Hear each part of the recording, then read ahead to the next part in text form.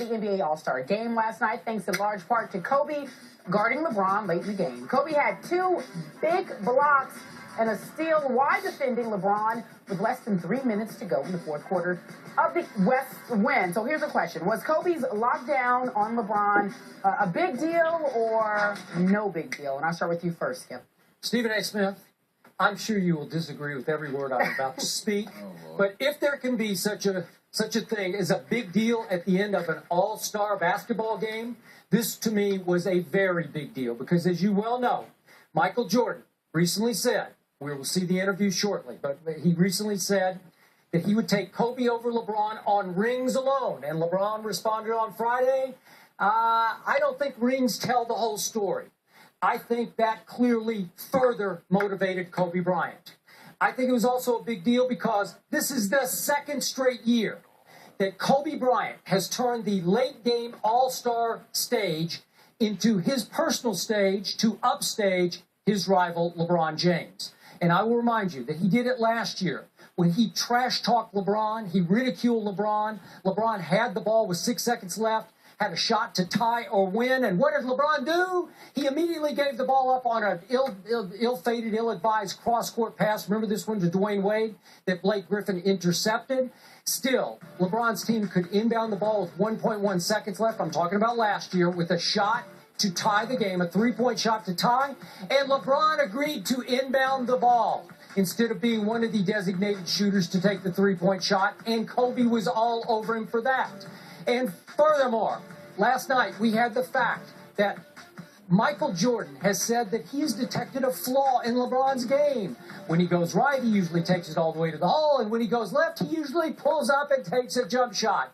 I'm just guessing that Kobe Bryant was aware of that and that he used that to outthink LeBron on the key block of the game, which stopped the East comeback. And he blocked LeBron twice in the last couple of minutes and stole the ball from him. So, Stephen A., just in statement alone, I think Kobe said, take that, LeBron, and thank you, Michael Jordan. Actually, you should warn me, Skip Bayless, when you want me to come in on holidays to listen to this. That's what I thought. It is just ridiculous. Let me be very, very clear.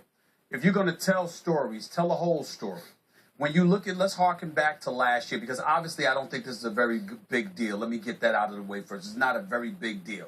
Reason I don't believe it's a very big deal is because LeBron James has already proven himself in the 2 meetings they had against the Lakers this season when the games actually counted. Okay, so I don't want to hear that all of a sudden the All-Star game. Kobe's had plenty of opportunities to match up against them when the Lakers went to Miami and when the Miami Heat hosted the Lakers in South Beach. Both games, as I recall, the Miami Heat won, and more importantly, LeBron James had big games. Kobe had plenty of opportunities to stick LeBron James in. So let's not overblow this. But to get that out the way, let's go back to last year, like you so conveniently picked up.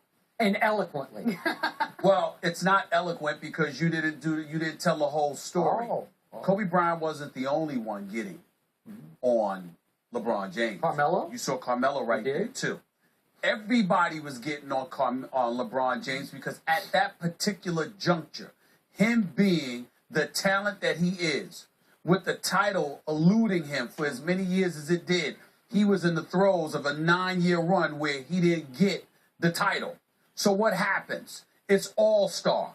He's balling. He's en route to a 3rd league MVP honor, okay? And it's all-star festivities, and it's an exhibition game. And even at that juncture, you were struggling to close. You were willing to give up the basketball, supposedly making the right play. And Kobe looked at him and said, damn that. And he even said, to hell with D-Wade, who was in the corner. And Melo was like, what you doing? To hell with D. What are you doing? This is what they were saying to him. So again, it was pointing to the Achilles heel that he had.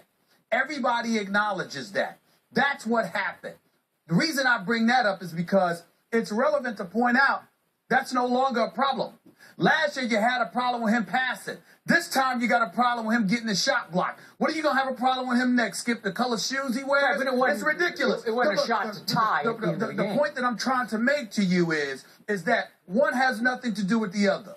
For you to bring that up last year is to once again show your nitpicking. This is why when he finally won the title, you were the one that got up off your chair, stood up, and you congratulated him. Just like that. Well, Why? Because he said, and your first words out of your mouth was LeBron James said, about damn time. So the point is, you overcame the obstacle. You got beyond it. Yesterday was just a game. They were just having fun. That Kobe thought it was just a game? Yes, he did. Oh, please. Because that's how Kobe plays. See, that's the difference. And see, that's where the hypocrisy comes in. Because you can't sit here and articulate and elocute how no matter who he's going up against, this is the closest we've seen to Jordan. This is a dude that is a high-rated competitor that accepts everything as a challenge, that looks for a challenge at every turn, but then yesterday act like he did something different. Kobe did nothing yesterday that Kobe always tries to do. He always plays hard. He's always looking to compete. He's always looking to get the best of somebody. So this week, while everybody was talking about Michael Jordan and his 50th birthday and the comparisons to LeBron James, Kobe was reminding everybody, all right, excuse me, I'm still here. Yeah, there you go. Exactly. But the point that I'm trying to make is he'd always do that. That's Kobe. It has nothing to do with LeBron. It just had something to do with him yesterday. Don't think there's a little extra effort last night? What did Kobe do when Dwayne Wade elbowed him in last year's All-Star game? The very first game that they had, that next Sunday, Miami was in L.A., and Kobe was trying to give it to him. Everybody was like underplaying it, downplaying it, or whatever the case may be. We didn't because we know that Kobe looks for an excuse to motivate himself to compete. Jordan-esque. That's all it is. That's all it is. It's nothing more than that. Why are we making it out to be? Okay, I'm going to make something of this also. Could we hear Kevin Durant's reaction to Kobe's block of LeBron, please? Oh, Lord. It was a great block. I haven't really seen any NBA player get his jumper block like that. So it was a really great play. Kobe is a great defender. What's your point? My point is this. I figured Kevin Durant would go out of his way to defend his buddy and off-season workout partner, LeBron James, by saying exactly what you just said, which is, come on, it was just an all-star game, no big deal.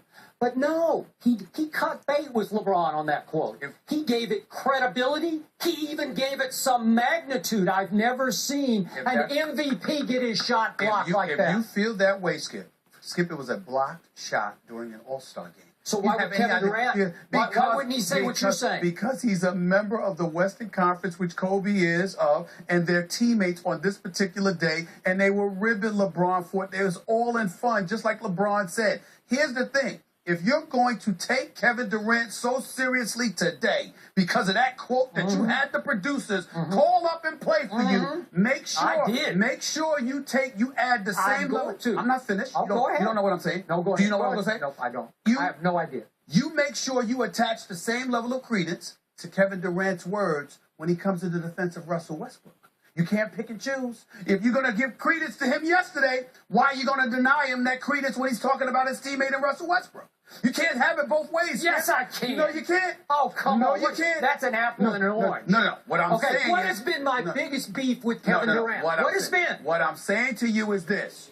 You pick and choose when you want to take Kevin Durant seriously and when you don't. You don't get to do that. If you want to call up some sound to him sitting there ribbing LeBron James about a block in a meaningless All-Star game, then you have to attach credence to it when he's talking about his teammates. What I'm going to attach credence to is the first day after one game that Kevin Durant sits before the media and says, I'm sick and tired of Russell Westbrook, and it is coming. Trust me on this. Really? Yes, it is. Really? And this was a departure. This was distancing himself. What was my big issue with the finals? They were too close. Kevin Durant took it too easy on LeBron. Oh, I'm sorry. This was the This is what you're about to tell me?